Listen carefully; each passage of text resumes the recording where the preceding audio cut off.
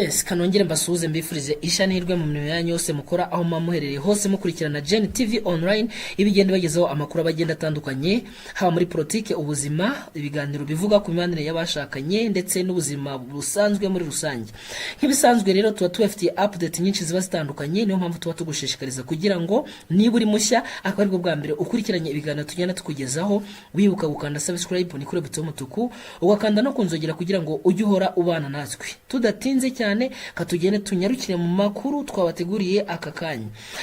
Muri Wasafi Record, ni Wasafi ni inzu itunganya umuziki hano muri Tanzania, haravugwa icyorezo cya coronavirus gikomeje koreka imbaga y'abantu batari bake hano ku isi.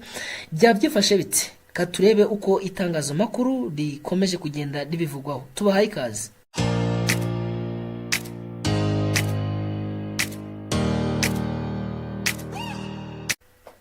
Producer Alaju Hamisi Njejwe uzwi nka Liza Classic wasanzwemo coronavirus nyuma yuko umujyanama wa Diamond witwa Salama Seke nawe yanduye iki cyorezo, bikaba byatumye uyu muhanzi nawe yishyira mu kato. Umuhanzi Diamond yishize mu kato nyuma yuko umujyanama we Salama Seke yanduye iyi virus.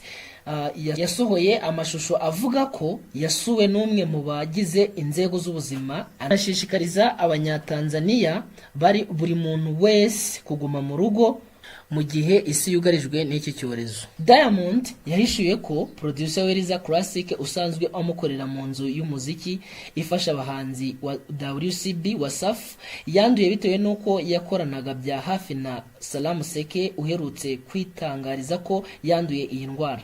Mu magambo akangurira abantu kuguma mu rugo yagize ati: urugero, umuntu nka Classic Liza yanduye coronavirus ariko agaragaza ibimenyetso byoroheje. Ni gute umuntu yahangana n'iki cyorezo ntiyongere kwandura ukundi? Yakomeje avuga ko umuntu ashobora kumara iminsi irenga 10 atari yagaragaza ibimenyetso by'iyi ndwara akabigaragaza nyuma, ari nayo mpamvu nawe yahisemo kwishyira mu kato nyuma yo kubona umuntu wa mbere wo muri lebo ya WCB abereye umuyobozi yanduye. Ngayo nguko rero mugukomeza kwirinda, mukaraba intoki ndetse munaguma mu rugo. Iyi tubibutsa ko iyi ngiyi ari Gen TV online ibigenda baha update nyinshi ziba zitandukanye. Kuvuga gukanda subscribe ni ingenzi cyane kugira ngo ukomeze ubane natwe. Nakagaruka, ciao, bye, Imana ibarinde.